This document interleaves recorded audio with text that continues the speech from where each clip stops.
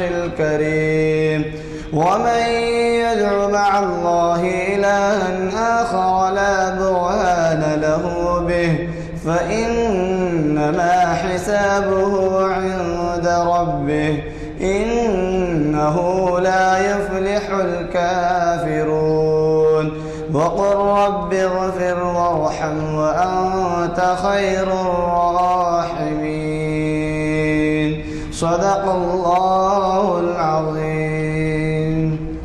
کی 724ویں نشست ہے اور یہ منعقد ہو رہی ہے حسب معمول جامع مسجد عالیہ گن فاؤنڈری کی کانفرنس ہال میں بعد نماز عصر، اور اس کا آغاز خوشیلان خیرات حافظ محمد برکت اللہ صاحب نائب امام مسجد حضا کی خیرات کلام پاک سے ہوا.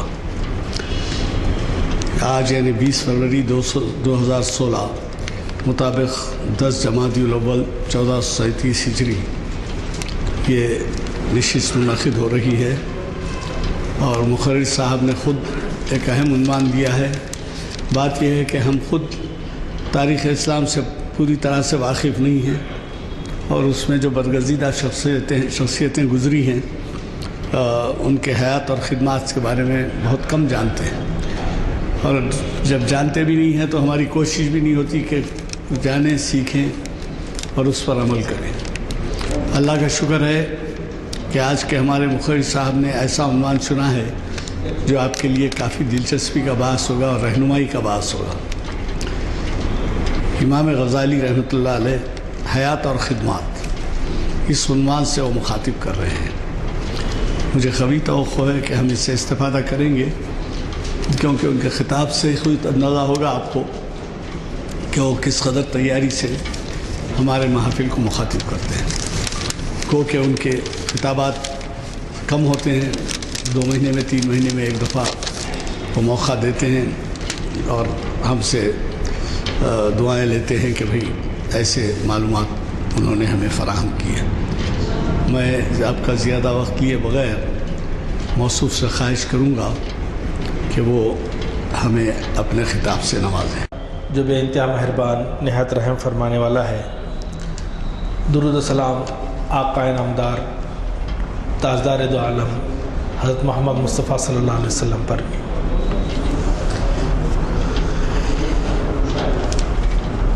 آج کی اس محفل اور مستقل ہونے والی محافل کے روح رواں ایڈوکیٹ غلام یزدانی صاحب اور معزز سامعین و حاضرین اور انٹرنیٹ کے ذریعے سے سننے اور دیکھنے والے تمام سامعین و ناظرین کی خدمت میں السلام علیکم ورحمۃ اللہ وبرکاتہ. آج میرا جو عنوان ہے امام غزالی رحمۃ اللہ علیہ حیات و خدمات. امام غزالی کی شخصیت اتنی بڑی ہے، کسی ایک تقریر میں آپ کی خدمات کا احاطہ کرنا بہت مشکل ہے. امام غزالی رحمۃ اللہ علیہ پہ تو 6 روزہ 5 روزہ اور 7 روزہ سیمینارز دنیا کے مختلف یونیورسٹیز میں ہوتے ہیں، جہاں پہ آپ کے حیات و خدمات اور تصانیف کا جائزہ لیا جاتا ہے.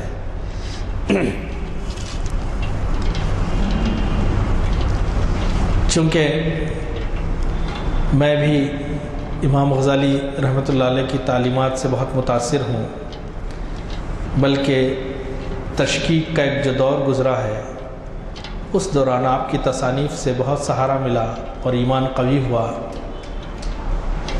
آپ کی اسی برکت کے لیے ہم نے کچھ دوستوں کے ساتھ مل کر امام غزالی ریسرچ فاؤنڈیشن بھی قائم کیا ہے، اور ہم لوگ مستقل فلسفہ، علم، سائنس اور دین، یا مختصر الفاظ میں اسلامائزیشن آف نالج پہ کام کر رہے ہیں. مجھے بڑی خوشی ہوئی کہ مجھے یہ موقع عنایت کیا گیا، بلکہ میں اپنے لیے باعث سعادت سمجھتا ہوں کہ کہ میں امام غزالی رحمۃ اللہ علیہ کے متعلق آپ سے کچھ کہوں۔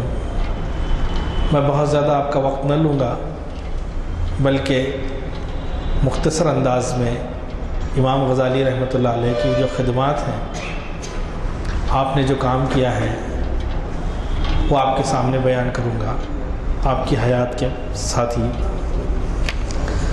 یہ اللہ رب العزت کا فضل ہے کہ اللہ سبحانہ و تعالیٰ نے ہمیں نبی کریم صلی اللہ علیہ وسلم کی امت میں پیدا فرمایا، اور نبی کریم صلی اللہ علیہ وسلم کی امت میں ہمارا پیدا ہونا بذات خود ایک بہت ہی بڑے فخر افتخار کا باعث ہے۔ اور آن حضرت صلی اللہ علیہ وسلم کی صحبت سے فیض یاب ہونے والے جو صحابہ اکرام تھے، انہیں اللہ کے رسول نے خود ستاروں کی مانند تشبیہ دی ہے۔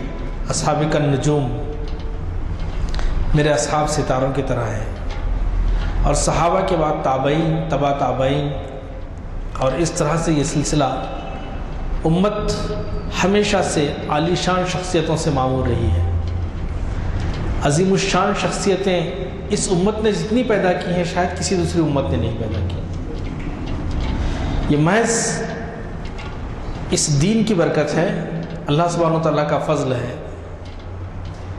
ہر دور میں کارہائے نمایاں انجام دینے والی شخصیتیں، تاریخ کے دھاروں کو الٹنے والی شخصیتیں، تاریخ کے رخ کو موڑنے والی شخصیتیں، انقلاب پیدا کرنے والی شخصیتیں، سماج میں تبدیلی لانے والی شخصیتیں، یہ اکثر و بیشتر مسلمانوں ہی میں سے تھیں۔ مسلمان جہاں بھی گئے توحید کا پیغام لے کر،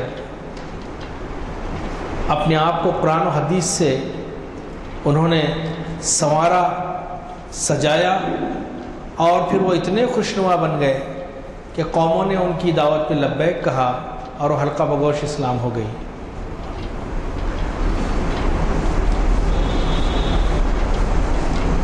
دوسرے مذاہب کی طرح اسلام جو ہے وہ اندھے بہروں کی طرح کسی چیز کو قبول کرنے کی بات نہیں کہتا۔ ایمان بالغیب اپنی جگہ ہے، لیکن ہمیشہ قرآن کا اسلوب رہا ہے، اللہ سبحانہ وتعالیٰ کی جو آیتیں ہیں اس میں یہی کہا گیا کہ تم تدبر کیوں نہیں کرتے، تم تفکر کیوں نہیں کرتے۔ اور پھر اس دین کی پہلی وحی کا آغاز اقرا سے ہوا، پڑھو، یعنی کہ علمی پہلو اسلام کی تعلیمات میں ہمیشہ غالب رہا۔ یہ کوئی دیو مالائی قصے کہانیوں کا مذہب نہیں جسے عقل تسلیم نہ کرے۔ اب میرے یہ موقع تو نہیں ہے کہ میں آپ سے یہ کہوں کہ اسلام اور سائنس میں کیا مطابقت ہے، لیکن دنیا کے ساری بڑے بڑے سائنسدان، سارے مستشرقین مل کے بھی قرآن پاک میں کوئی ایک ایسی بات ثابت نہ کر سکے کہ جو سائنس جو کہ حاصل ہو چکا ہے، پروو ہو چکا ہے، اس کے خلاف۔ بلکہ ڈاکٹر مورس برکائی نے تو ایک کتاب ہی لکھ دی، قرآن، بائبل اینڈ سائنس، اور دور حاضر میں ہم مستقل مبلغین اس تعلق سے کہتے ہیں۔ تو اسلام ایک علمی مذہب ہے، ہر دور کے لیے ایک چیلنج رہا۔ کسی زمانے میں جادو کا زور تھا تو انبیاء علیہ السلام کو جادو کے توڑ کے معجزے عطا ہوئے۔ کسی زمانے میں کسی اور چیز کا رواج تھا تو اس کے مطابق معجزے عطا ہوئے۔ لیکن نبی کریم صلی اللہ علیہ وسلم کی بعثت کے وقت دنیا ترقی کی طرف بڑھ رہی تھی، آہستہ آہستہ آغاز ہو گیا تھا، لوگ سوچ رہے تھے، تھنکرز پیدا ہو رہے تھے۔ آپ صلی اللہ علیہ وسلم سے قبل یونان میں فلاسفر پیدا ہوئے، انہوں نے مختلف چیزیں لکھی۔ اب مقابلہ علمی محاذ پہ تھا، چیلنج علم کا تھا۔ وہ کہ اللہ سبحانہ و تعالیٰ نے نبی کریم صلی اللہ علیہ وسلم کو معجزے عطا کیے، کفار و مشرکین کو پر حق ثابت کرنے کے لیے۔ لیکن آپ کا سب سے بڑا معجزہ اگر کوئی ہو سکتا ہے تو وہ قرآن کریم، کہ آج 1400 سال سے زائد عرصہ گزرنے کے باوجود یہ آج بھی اتنا ہی کمپیٹیبل ہے جتنا کہ 1400 سال پہلے تھا، بلکہ جو علم ترقی کر رہا ہے، سائنس ترقی کر رہی ہے، قرآن پاک کی حقانیت زیادہ واضح ہو کے ہمارے سامنے آ رہی ہے۔ پہلے بہت مشکل تھا چیزوں کا سمجھنا کہ یہ سورج اور چاند آسمان میں کیسے تیرتے ہوں گے، سمجھانا بہت مشکل تھا، لیکن آج کے ایک اسٹوڈنٹس کو بہت آسان ہے کہ یہ فلوٹ کیسے کر رہے ہیں۔ جب وہ پڑھتا ہے، میری بیٹی بتا رہی تھی، وہ انٹر سیکنڈ ایئر کی ہے، وہ کہتی ہے کہ بایولوجی کی جب ہم چیزیں پڑھتے ہیں، اب جب قرآن کی آیتوں کا ایمبریولوجی کی آیتوں پر سے ہمارا گزر ہوتا ہے تو ایسے لگتا ہے کہ 1400 سال پہلے کسی نے بالکل سی ٹی اسکین کے ذریعے سے ساری چیزیں دیکھ لی، جبکہ اس دور میں یہ وجود نہیں تھا۔ میری تمہید کا مقصد یہ ہے کہ اسلام نے ہمیشہ اہل علم پیدا کیے ہیں۔ اسلام ایک جامد مذہب نہیں ہے کہ آپ کو چند منتر دے دیے جائیں یا چند ورسز دے دیے جائیں اور آپ آنکھیں بند کر کر کے اس پہ عمل کریں، بلکہ اس کے بجائے اسلام نے ذہنوں کو کھولا، تشریح، علوم کے موجد تھے ہم۔ یہ اور بات ہے کہ آج علم کو پڑھنے والے لوگ ہیں، ہم لوگ علم کو پڑھتے ہیں اور بڑی تعریف کرتے ہیں کہ فلاں رچرڈ نے فلاں بات کہہ دی، فلاں مائیکل نے فلاں بات کہہ دی، فلاں سائنٹسٹ نے فلاں بات کہہ دی، لیکن علم کے خالق ہم تھے، ہم نے علوم ایجاد کیے۔ سائنس آج جس کا کہ چرچا ہے، بہت چرچا ہے سائنس کا، یہ کیا تھا؟ مسلمانوں کی دین ہے۔ کسی مغربی سائنسدان سے پوچھا گیا، میرے نام ذہن میں نہیں آ رہا ہے، کہ اگر پچھلی مرتبہ ہی میں نے یہاں پہ یہ بات کہی تھی، ان سے پوچھا گیا کہ اگر اندلس سے مسلمانوں کا قبضہ ختم نہ ہوتا یا مسلمانوں کو وہاں سے نہ نکالا جاتا، اندلس میں 800 سال مسلمانوں نے حکومت کی اور وہاں بہت ہی دھوکے اور سازش کے ذریعے سے وہاں سے نکال دیا گیا اسپین سے، تو اسپین میں، اندلس میں اگر مسلمانوں کو نہ نکالا جاتا تو کیا ہوتا؟ تو اس مغربی سائنسدان نے، اس امریکی سائنسدان نے کہا کہ انسان 200 سال پہلے چاند پہ پہنچ جاتا۔ آپ جانتے ہیں کہ علوم کے اتنی علم کے موجد تھے۔ ایسی ہی ایک علمی شخصیت امام غزالی، جن کی کنیت ابو حامد ہے، یہ اللہ سبحانہ وتعالیٰ نے مسلمانوں کے درمیان ان کو پیدا کیا۔ آپ ایران کے شہر توس میں پیدا ہوئے ہیں۔ آپ کے والد ایک صوفی منش آدمی تھے، اون کا کاروبار تھا۔ اپنے 2 بچوں کو انہوں نے ابتدائی تعلیم ان کی مختلف مکاتب میں ہوئی، لیکن یہ بچپن ہی سے بہت ہی جینیس، بہت ہی عبقری شخصیت تھے۔ آپ کی انہی صلاحیتوں کو دیکھ کر بڑے دارالعلوم نے اپنے یہاں داخلہ دیا، اور آپ کی صلاحیتوں کو دیکھتے ہوئے بغداد میں پہلے تو ایک مدرسے کی نظامت آپ کو دے دی گئی، بعد میں وہاں کی ایک یونیورسٹی کا، جب آپ کی عمر صرف 34 سال تھی، وائس چانسلر بنا دیا گیا۔ آپ جس دور میں پیدا ہوئے وہ فتنوں کا دور تھا۔ ہوا یہ تھا کہ مسلمان ہمیشہ جو علم ہوتا ہے، چاہے وہ اپنوں سے ملے چاہے غیروں سے ملے، ہمیشہ بھی ویلکم، ہم ہمیشہ خوش آمدید کہتے ہیں علم کو، کہ بہت اچھی بات ہے کہ کوئی چیز ہمارے پاس آ رہی ہے۔ مسلمانوں نے علم کی کبھی مخالفت نہیں کی۔ سائنسدانوں کا ہمیشہ ٹکراؤ کلیسا کے چرچ سے رہا ہے۔ سائنسدان کہتے تھے کہ زمین گول ہے، چرچ کہتا تھا کہ زمین چپٹی ہے۔ نتیجہ یہ ہوا کہ ہزاروں سائنسدانوں کو جلا کر مار دیا گیا۔ دوربین کے موجد گلیلو کو ہم جانتے ہیں کیا ہوا اس کے ساتھ۔ لیکن مسلمانوں نے جب بھی کوئی چیز ایسی سامنے آئی کہ جس سے کوئی انکشاف ہوتا ہو یا کوئی چیز، نئی چیز سامنے ابھر کے آتی ہو، تو ہمیشہ اس کو ویلکم کیا۔ تو ہوا یہ کہ فلسفہ، افلاطون، ارسطو اور نیو پلیٹو کا جو ان کی جو تھیریز تھیں، کتب خانوں میں سڑ رہی تھیں، بند تھیں یونان کے، مسلمان اسے اپنے یہاں لے آئے بغداد میں، پھر اس کا ترجمہ ہوا، بہت ساری علمی باتیں تھیں، فزکس اور میٹا فزکس، اور پھر ساتھ ہی ساتھ ہی ماورائے طبیعت جو چیزیں تھیں وہ بھی اس میں تھیں. لیکن مسئلہ یہ ہوا کہ یہ چیزیں جب ہمارے پاس آئیں تو چونکہ اس کے لکھنے والے موحد تو تھے نہیں، توحید پرست تو تھے نہیں، اور پھر انٹرپولیشن کی وجہ سے، مختلف افراد کی دسترس کی وجہ سے اس میں تبدیلی بھی ہو گئی تھی. نتیجہ یہ ہوا کہ اس کے اندر بہت ساری ایسی آلائشیں شامل ہو گئیں جو عقیدہ توحید اور رسالت کے منافی تھی. اور اس فلسفے کو پڑھ کر، اس فلسفے کے ہمارے اس وقت کے حکمران اور اس وقت کے جو علماء و فضلاء تھے، وہ اس کی ایک اکثریت اس فلسفے کی طرف چلی گئی اور اسے ہی سب کچھ سمجھنے لگے.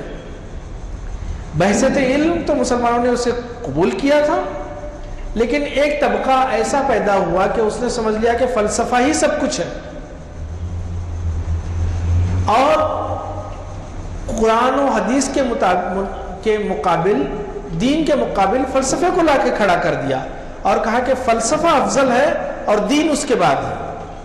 بلکہ نعوذ باللہ یہاں تک کہا جانے لگا کہ اسلام کی کوئی چیز اگر فلسفے سے ٹکراتی ہو تو وہ غلط ہے، فلسفہ صحیح ہے.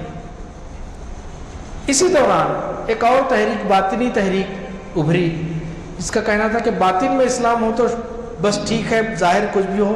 یہاں موقع نہیں کہ میں اس تحریک کو ڈسکرائب کروں، آپ کے سامنے تشریح کر کے بیان کروں.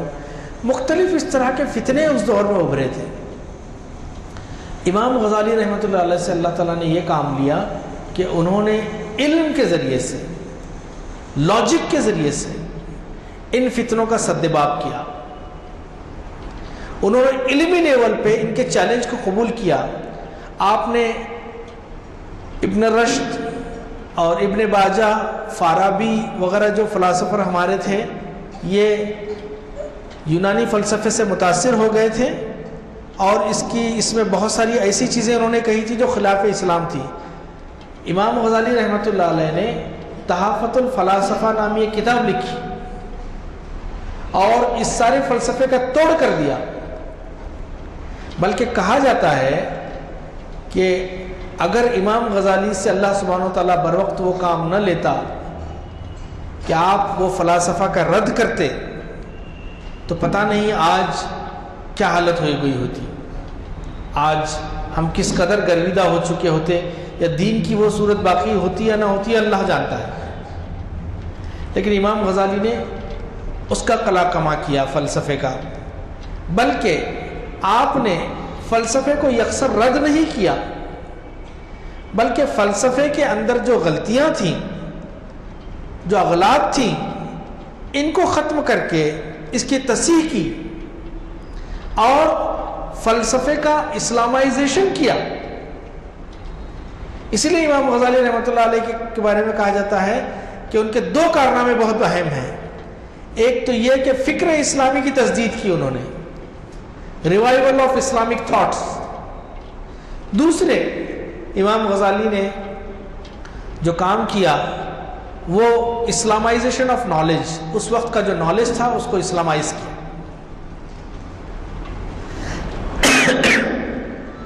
امام غزالی کا یہ کارنامہ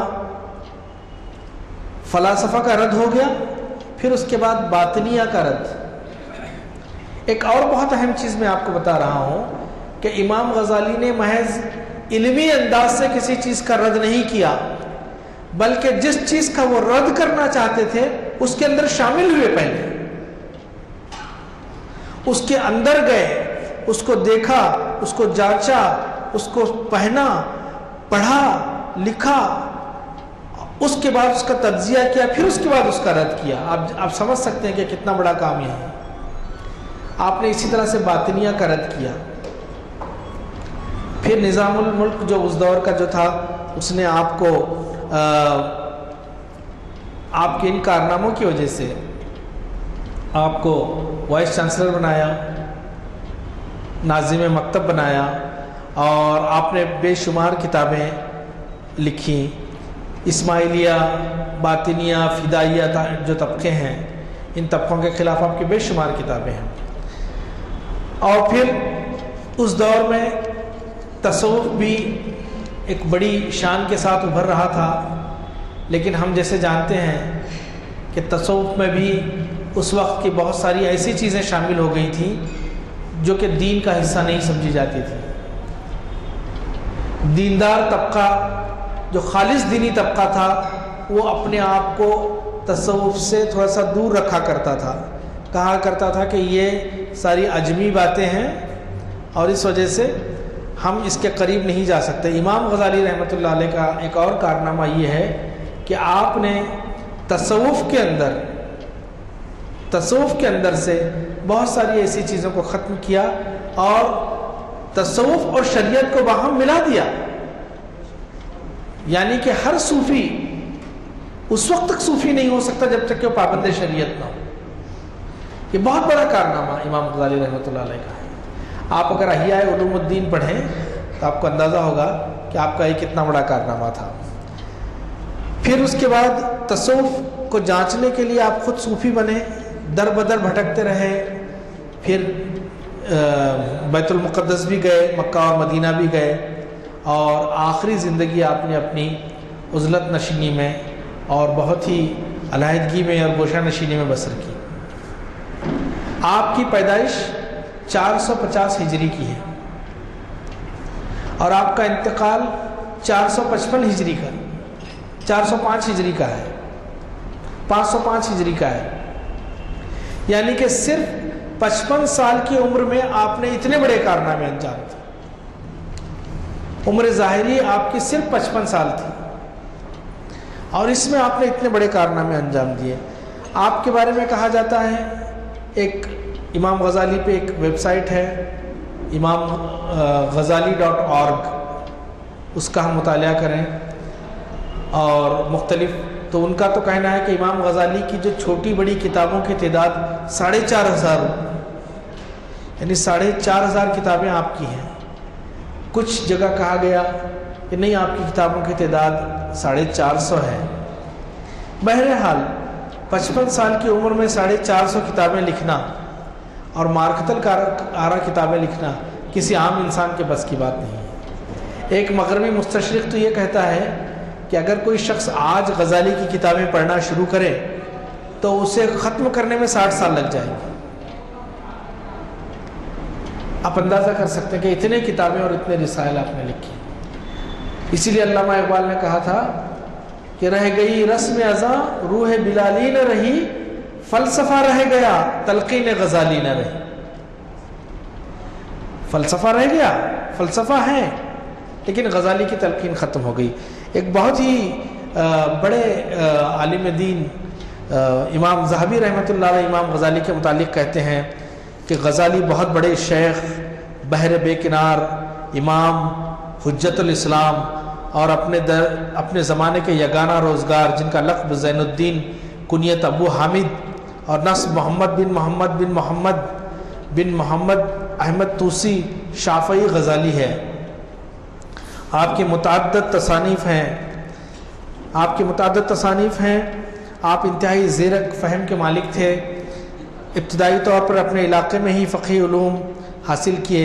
اس کے بعد اپنے طالب علم ساتھیوں کے ساتھ نیشاپور منتقل ہوئے. وہاں انہوں نے امام الحرمین کی شاگردی اختیار کی اور فقہ میں تھوڑی ہی مدت کے دوران اپنی مہارت کا لوہا منوایا. پھر علم کلام، علم جدل میں بھی مہارت حاصل کی، یہاں تک کہ مناظرین کی آنکھوں کا مرکز بن گئے. یہ امام غزالی رحمۃ اللہ علیہ کہ آپ کی جو مشہور تصانیف ہیں جس سے ہم پڑھتے ہیں، جانتے ہیں، اہل علم طبقہ جانتا ہے، وہ ہے احیاء العلوم، تحفۃ الفلاسفہ، کیمیائے سعادت، مکاشفۃ القلوب. یہ تصانیف آپ کی ہیں. آخر میں آپ کے سامنے امام غزالی رحمۃ اللہ علیہ کی تعلیمات کا مکمل خلاصہ پیش کرنا تو بہت مشکل ہے، لیکن آپ کا ذہن جو ہے، آپ کی وے آف تھنکنگ جو ہے وہ کیا ہے؟ کیونکہ آپ بیک وقت میں ایک متکلم، ایک صوفی، ایک عالم دین اور ایک بہترین منظم اور مدبر تھے۔ آپ کو کہا جاتا ہے کہ اسلام کا پریکٹیکل دیکھنا ہو تو آپ نے آپ کی کتابوں میں دیکھے، اسی لیے آپ نے کہا ہے اپنی کتاب میں کہ تصوف علم کی نہیں بلکہ عمل کی چیز ہے۔ یہ امام غزالی کا تھا۔ تو امام غزالی کی ایک کتاب ہے ایھا الولد، اے میرے بیٹے، اس میں آپ نے چند نصیحتیں بیٹے کو کی ہیں۔ وہ نصیحتیں کیا ہیں میں اسے لے آیا ہوں تاکہ آپ کو پڑھ کے سناؤں۔ اس سے ہم اندازہ کر سکتے ہیں کہ آپ کا ذہن اور آپ کی رسائی اور آپ چاہتے کیا تھے۔ سب سے پہلے تو انہوں نے اپنے بیٹے سے کہا کہ ایمان کی تعریف کیا ہے۔ ایمان کی تعریف یہ ہے کہ زبان سے تسلیم کرنا، دل سے تصدیق کرنا اور ارکان اسلام پہ سرگرم عمل ہونا۔ دوسری بات انہوں نے اطاعت اور عبادت کے متعلق کہی امام غزالی رحمۃ اللہ علیہ نے کہ جان لے کہ رسول خدا اشرف انبیاء صلی اللہ تعالیٰ علیہ وسلم کے اوامر و نواہی کی پیروی کا نام اطاعت و عبادت ہے۔ جان لے کہ رسول خدا اشرف الانبیاء صلی اللہ علیہ وسلم کے اوامر، آپ کے حکم، جس چیزوں کا آپ نے حکم دیا ہے، جس چیز سے منع کیا گیا ہے، اس کے پیروی کا نام اطاعت و عبادت ہے، خواہ اس کا تعلق گفتار سے ہو یا کردار سے۔ پھر شریعت کے متعلق انہوں نے کہا کہ تیرا قول اور عمل شریعت کے مطابق ہونا چاہیے، کیونکہ علم اور عمل شریعت کے مطابق نہ ہو تو گمراہی ہے۔ پھر آپ نے شان عبودیت کے اجزاء ترکیبی بیان کیے۔ آپ نے کہا کہ نمبر 1 احکام شریعت کی پابندی کرنا، نمبر 2 قضاء و قدر کے آگے سر تسلیم خم کر کے تقسیم الہی پر راضی ہونا، نمبر 3 اللہ تعالیٰ کی رضا کے لیے اپنی ہر خوشی ترک کر دینا۔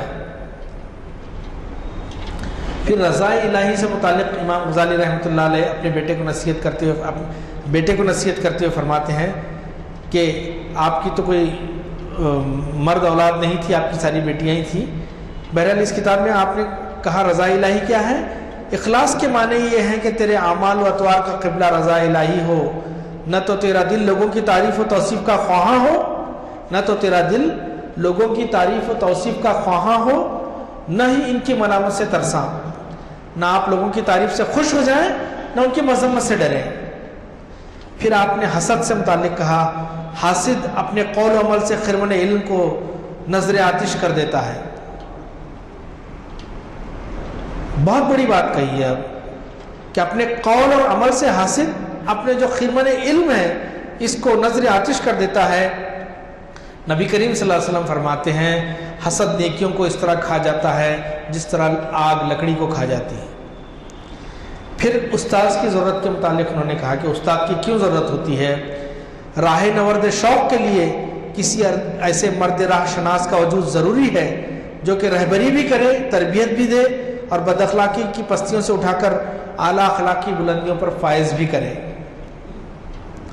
پھر آپ نے کہا علم کیا ہے؟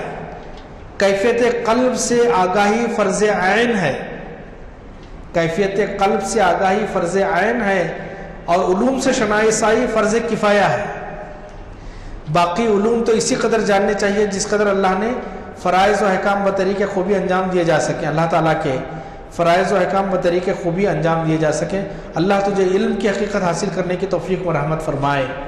پھر آپ نے بے عملی کے متعلق کہا شعور و آگاہی کا بلند بانگ دعویٰ کرنے والوں کو اتنا بھی پتہ نہیں کہ جب وہ حصول علم کے بعد اس پر عمل نہیں کریں گے تو یہ بے عملی ہی ان کے خلاف واضح دلیل بن جائے گی، یعنی کہ علم حاصل کرنے کے بعد بھی اگر کوئی بے عمل رہا تو اس کا علم اس کے خلاف دلیل بن جائے گا۔ پھر عمل کے متعلق آپ نے کہا تو حصول علم پر 100 سال بھی صرف کر دے۔ بہت اہم بات آپ نے کہی امام غزالی نے کہ تو حصول علم پر 100 سال بھی صرف کر دے اور ہزاروں کتابیں بھی جمع کر لے، لیکن جب تک ان پر عمل نہیں کرے گا انعام خداوندی و رحمت الہی کا سزاوار نہیں ہو سکتا۔ پھر اس کے بعد سلوک کی منازل، صوفیہ کرام میں جو سلوک ہے، احسان اور سلوک کی منازل ہیں، اس میں کہا تجھے نام نہاد یا جھوٹے صوفیہ کی فریب کاری اور شعبدہ بازی سے دھوکہ نہیں کھانا چاہیے۔ تجھے ان کی شعبدہ بازی سے دھوکہ نہیں کھانا چاہیے، کیونکہ سلوک کی منزلیں تو مجاہدے کی چکی سے مجاہدے کی چکی سے خواہشات نفس کو اور ریاضت کی شمشیر بے نیام سے ہوا و ہوس کو نیست و نابود کرنے سے طے ہوتی ہیں، نہ کہ کشف و کرامات سے اور نہ غیر مفید حرکات و سکنات سے۔ پھر آپ نے واعظ کا مقصد کہا، واعظ کیوں کہا جاتا ہے؟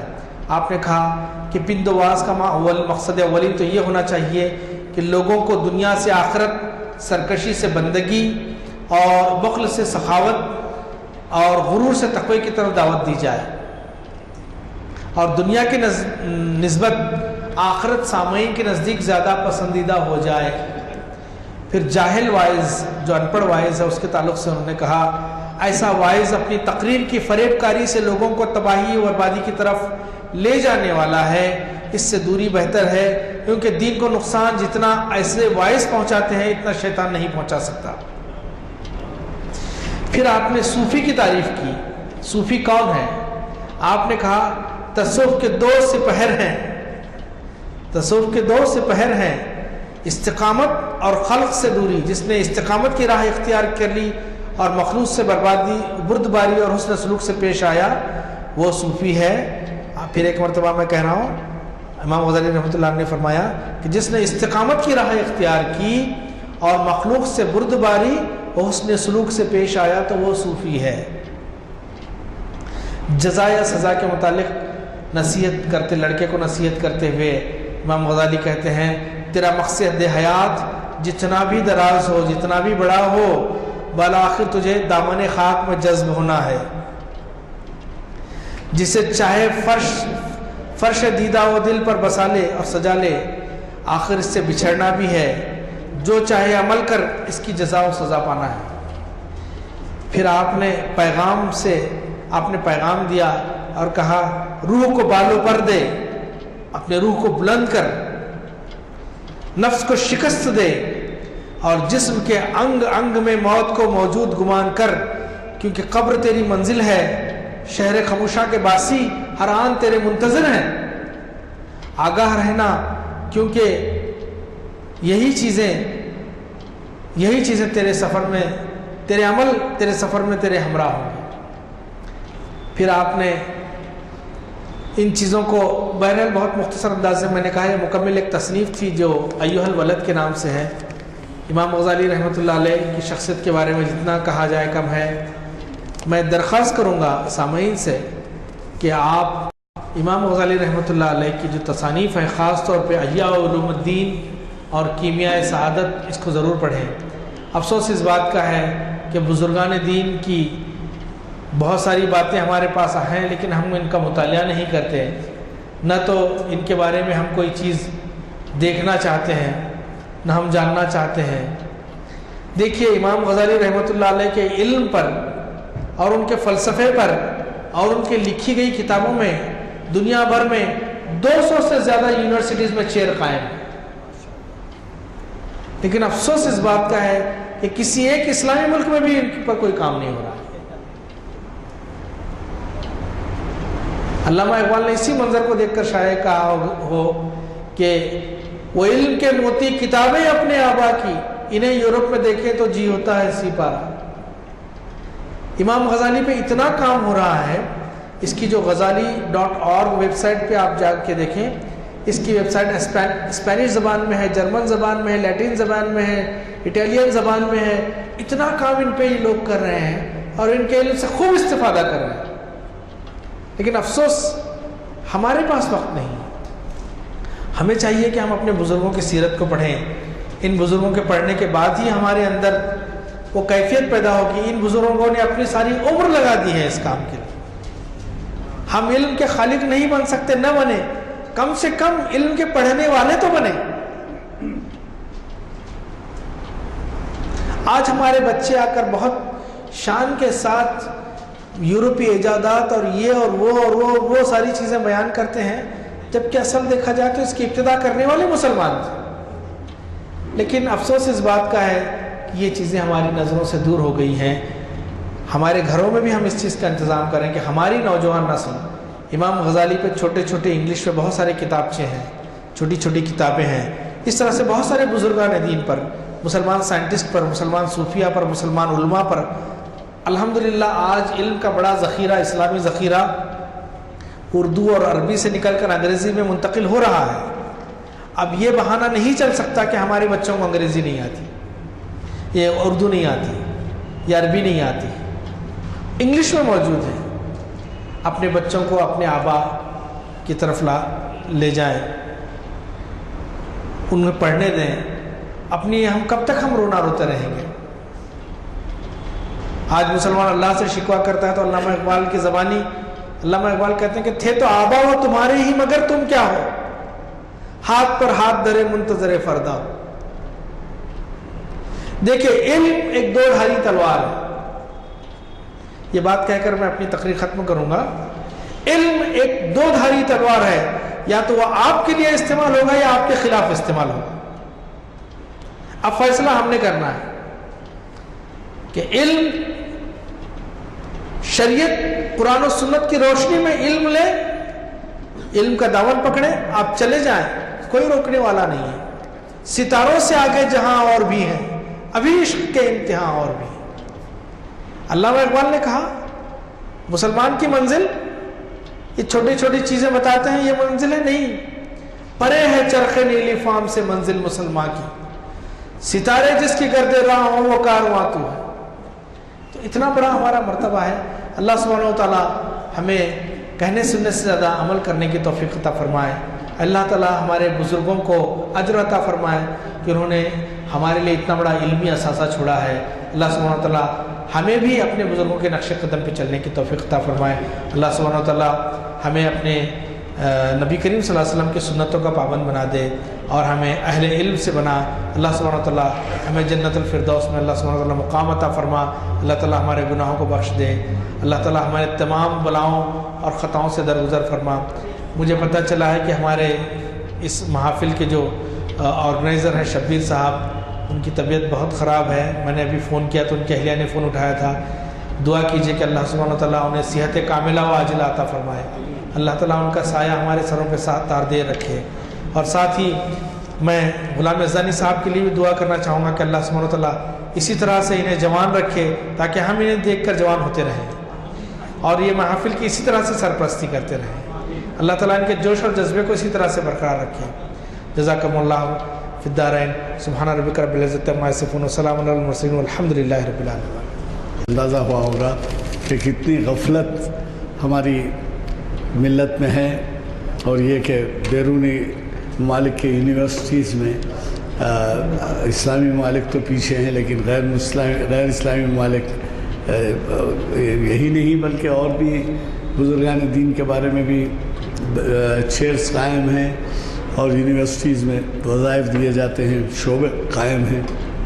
اللہ کرے کہ ہمارے پاس بھی یہ شوق و ذوق پیدا ہو کہ ہم بزرگان دین کی اتباع کریں اور ان کے دیے ہوئے اسباق پر عمل کرنے کی توفیق ہمیں نصیب ہو. آپ کو تو پتہ ہے کہ ہم یہ اعلامیہ تقسیم کر چکے ہیں، اور اس میں جو ہے یہ پیر کے دن یعنی کل پرسوں بہت ہی اہم عنوان ہے. قیاس شریعت اسلامی کا اہم ماخذ، یعنی شریعت کے بارے میں کئی دیگر ماخذ میں ایک ماخذ جو ہے یہ قیاس. تو یہ قیاس کیا ہے؟ اب آپ ان کی زبانی سنیے جو پروفیسر سید راشد نظیم کہلاتے ہیں اور جو پریسیڈنٹ کے ایوارڈ یافتہ ہیں، آل انڈیا پریزیڈنٹ کے ایوارڈ یافتہ ہیں اپنے فن میں.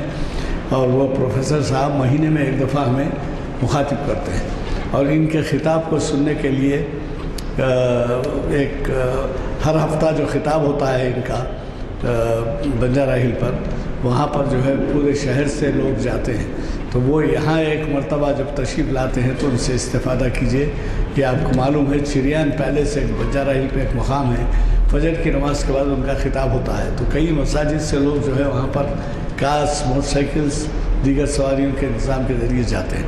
وہ ہمیں ایک مہینے میں ایک دفعہ مخاطب فرماتے ہیں، اور وہ جو مخاطب کر رہے ہیں کل نہیں پرسوں یعنی 22 فروری اور یعنی پیر کے دن، اور یہی مقام پر بعد نماز عصر، اور یہ شریعت انفارمیشن کی 617ویں نشست ہے، 617۔